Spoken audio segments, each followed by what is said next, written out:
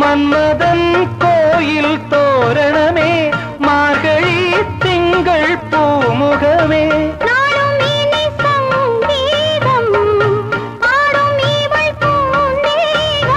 அம்மம்மா